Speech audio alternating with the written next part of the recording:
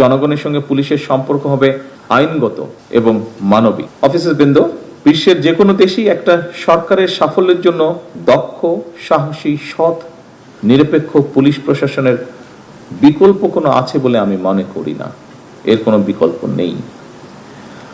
বিপদে পড়লে, যেটি মিনিস্টার সাহেব উল্লেখ করেছেন ওনার বক্তব্যে, গতকালকেও আমি আমার বক্তব্যে বলেছিলাম, আবারও আমি তুলে ধরতে চাই কথাটা, যে বিপদে পড়লে একজন সাধারণ মানুষ কেন, যে কোনো মানুষ, একজন লয়ার হোক, ডাক্তার হোক, ব্যবসায়ী হোক, একজন আপনার যে কোনো পেশার মানুষই কিন্তু প্রথমেই কিন্তু আপনাদের কাছে যায়, অর্থাৎ তার যে এলাকায় লোকাল থানা, পুলিশ থানা, সেখানেই যায়।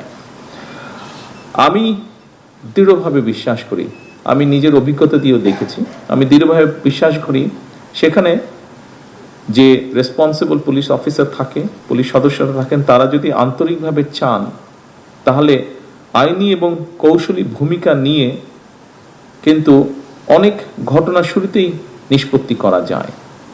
এবং গত বিশেষ করে 5 তারিখের পরে এরকম অনেকগুলো প্রমাণ কিন্তু আপনারা রেখেছেন। কৌশলীভাবেও কিন্তু আমরা অনেক জিনিস, অনেক সিচুয়েশন ট্যাকল করতে পারি আমরা কৌশলীভাবে। পুলিশের কার্যক্রমের উপরে পুলিশের আস্থা এবং নির্ভরতার সৃষ্টি হলে আমি মনে করি একটা যে নতুন সমস্যা তৈরি হচ্ছে বা হয়েছে, বিশেষ করে 5ই আগস্টের পরে মব ভায়োলেন্স, এই জিনিসটাকে খুব সুন্দরভাবে ট্যাকল করা সম্ভব হয়। যা মাত্র আমি উল্লেখ করছি, আপনারা গত 1.5-2 বছরের মধ্যে, 1.5 বছর, বিশেষ করে 5ই আগস্টের পর থেকে এরকম অনেকগুলো ইনস্টেন্স আছে যেখানে আপনারা ম্যানেজ করেছেন বিষয়গুলো খুব সুন্দরভাবে।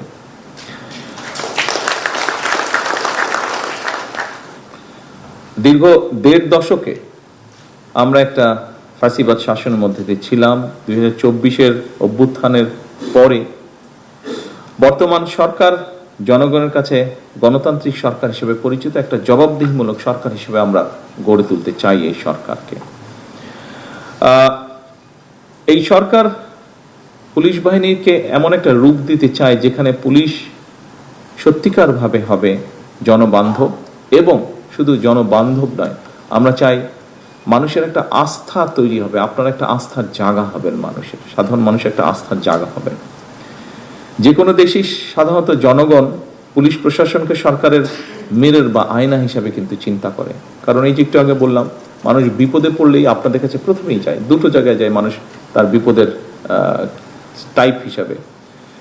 মেডিকেল সমস্যা হলে অবশ্যই ডাক্তারদের কাছে যায়, বাট আর যে কোনো বিপদের সময় পড়লে কিন্তু আপনাদের কাছে যায়, এবং আপনাদের যে রেসপন্সটা থাকে সেটার উপরেই কিন্তু অ্যাকচুয়ালি মানুষ প্রথমেই ধরে নেয় যে আচ্ছা সরকারটা কেমন।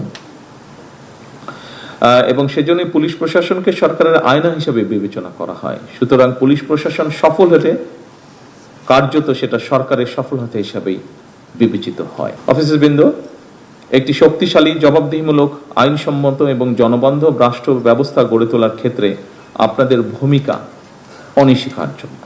বর্তমান সরকার, গতকাল আমি বলেছি, এর আগেও বলেছি, মিনিস্টার সাহেব তার বক্তব্যে একটু আগে উল্লেখ করেছেন, সরকার দুর্নীতি, সন্ত্রাস এবং দুঃশাসনের বিরুদ্ধে আমরা আপোষ করতে চাই না, কম্প্রোমাইজ করতে চাই না। আমরা দুর্নীতি, সন্ত্রাস নিয়ন্ত্রণে অনেক সময় আমরা দেখেছি আপনাদেরকে একটা সমস্যার সম্মুখীন হতে হয়।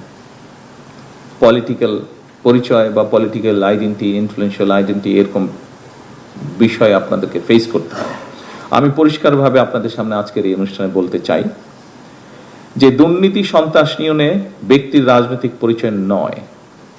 যে বা যারা অপরাধে লিপ্ত হবে তাকে আপনারা অপরাধী হিসেবেই বিবেচনা করবেন।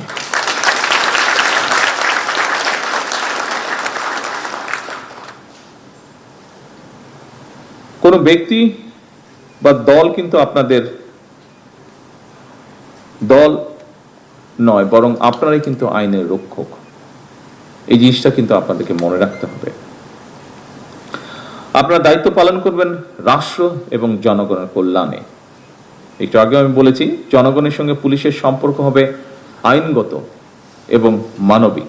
যে জিনিসটা গতকাল বোধহয় একাধিকবার আমি জোর দিয়েছিলাম, জনগণের সঙ্গে সম্পর্কটা কি হতে হবে আমাদের।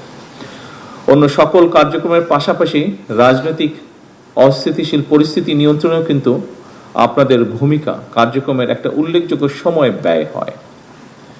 এটা দায়িত্বেরই অংশ, এটা কম বেশি পৃথিবীর সব দেশেই হয়ে থাকে।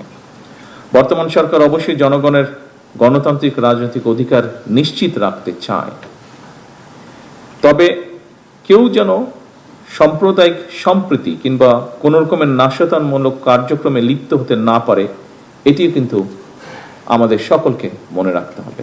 আপনারা দেখেছেন আমরা অনুষ্ঠান শুরুতে সকল ধর্মের প্রতি শ্রদ্ধা রেখেই কিন্তু আমরা এখানে অনুষ্ঠানটা শুরু করেছি।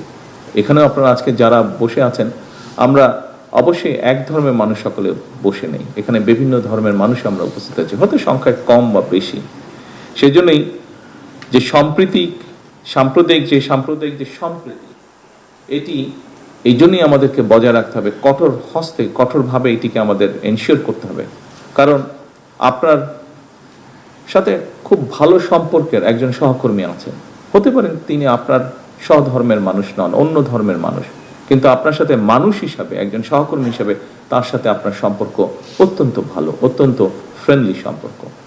সেই মানুষের কথা বিবেচনা করেই আপনাকে এই দায়িত্বটি পালন করতে হবে।